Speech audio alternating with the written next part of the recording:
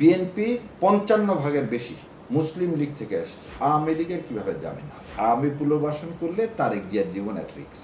জুলাই সনদের জন্য কিন্তু বিরোধী দল ধৈর্য ধরে তাকে ক্ষমতায় টিকিয়ে রাখছে। যুবলীগ ৮-১০ জন বের হয়েছে অস্ত্র নিয়ে, পুলিশকে বলতেছে মেরে ফেলে দিন। আপনি স্বরাষ্ট্রমন্ত্রী নাকে তেল দিয়ে ঘুমাচ্ছেন না জেগে স্বপ্ন দেখতেছেন?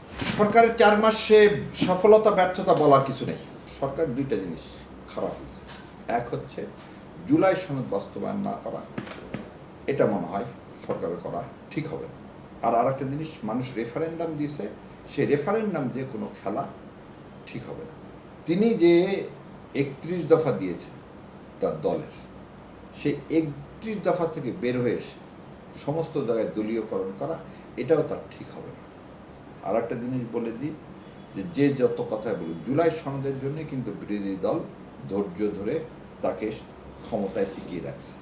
যেমন আমার কাছে সবচেয়ে দুর্ভাগ্য লাগে, আওয়ামী লীগের কীভাবে জামিন হয়?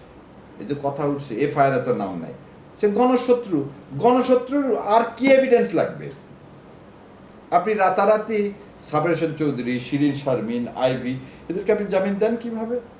এবং জামিন দিয়ে কি হলো দেখেন, যুবলীগ ৮-১০ জন বের হয়েছে অস্ত্র নিয়ে, পুলিশকে বলতেছে মেরে ফেলে দিন। তাহলে আপনি স্বরাষ্ট্রমন্ত্রী নাকে তেল দিয়ে ঘুমাচ্ছেন না জেগে স্বপ্ন দেখতেছেন? শোনেন, জামাতকে ঠেকানোর জন্য আওয়ামী লীগ পুনর্বাসন করবেন, এটা জিয়াউর রহমান সাহেব জীবন দিয়ে প্রমাণ করে গেছে। আওয়ামী পুনর্বাসন করলে তারেক জিয়ার জীবন অ্যাট রিস্ক। তা আপনি যদি আপনার নেতার জীবন রিস্কে ফেলাতে চান মাননীয় স্বরাষ্ট্রমন্ত্রী, আমাদের কি বলার আছে? তা আওয়ামী লীগ কোনো দেশে পুনর্বাসন হবে না।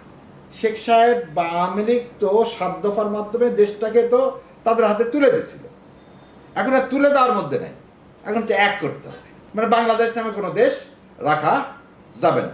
এবং ওই জন্য তাই আবার করছে কি, হায়ার করছে তার আর এক বন্ধু ইসরায়েলকে। সেজন্য ইসরায়েল হচ্ছে আমার পাকিস্তান এবং বাংলাদেশকে, দুনিয়ার বুকে আজকে বোধহয় প্রথম শোনা গেল যে বাংলাদেশ এবং পাকিস্তান একটা কি এই মুসলমানের দুশ্মনদের একটা মাথা ব্যথার কারণ হয়ে গেছে। তাহলে বুঝতে হবে যে হ্যাঁ, আমরা সঠিক পথে আছি। বিএনপির ৫৫% বেশি মুসলিম লীগ থেকে আসছে, যারা স্বাধীনতা এই সত্যটা মেনে নিয়েছে যে ১৬ই ডিসেম্বর ছিল পরাধীনতা। এবং জিয়াউর রহমান সাহেব সেটা নিজে মুক্তিযোদ্ধা হয়ে সেটা টের পেয়ে গেছে আরে ৭১ থেকে ৭৭ সাল পর্যন্ত আসলে আমরা পরাধীন জাতি। এবং এই তারেক রহমানও তো সেটা বলছে, take back Bangladesh from what? Take back মানে কি? ফেরত নেওয়া। ফেরত নেবেন কার কাছ থেকে? আওয়ামী লীগের কাছ থেকে একবারও বলেনি, মানে বারবার বলছে আধিপত্যবাদের কাছ থেকে। আধিপত্যবাদ আমার এখানে কি আছে ভারত ছাড়া? তার মানে তো নিজে তারেক রহমান বলে গেছে যে ভারতের হাত থেকে ফেরত নিতে হবে। তা আজকে সে ফেরত নিতে গেলে প্রতিটা দলেই দুশ্মন থাকবে। সেই দুশ্মনেরা চাবে কি, যে বাংলাদেশের মুসলমানদের মধ্যে ফাটল ধরাতে। তো সেইটাকে আমি আপনি কখনো ইস্যু করা যাবে না। সো আল্লাহ ওনাদেরকে হেদায়েত দান করুক। আর এই মনিরুল হক চৌধুরীদের মতো লোকের কথাকে ইম্পর্টেন্স দেওয়ার কোনোই আনে। যেমন আমি যে রাশেদকে সেদিন ভালো করে বুঝাইছি, আলোচনা করতে আসো ভারত নিয়ে, আওয়ামী লীগ নিয়ে। আওয়ামী লীগ যাতে পুনর্বাসন না হয় সেটার ব্যবস্থা করো, নাহলে যে লাফাচ্ছ পিঠের চামড়া কিন্তু থাকবে না, ওটা অফ এয়ারে বলে দিচ্ছি। তারপরে দেখবেন যে পরের অংশগুলো খুব সুন্দর আমার সাথে কিন্তু তার আলোচনা হয়েছে। প্রথম দিকে ও আসছে হচ্ছে যে জামাতকে বধ করতে হবে, তো মহীশূরের মতো।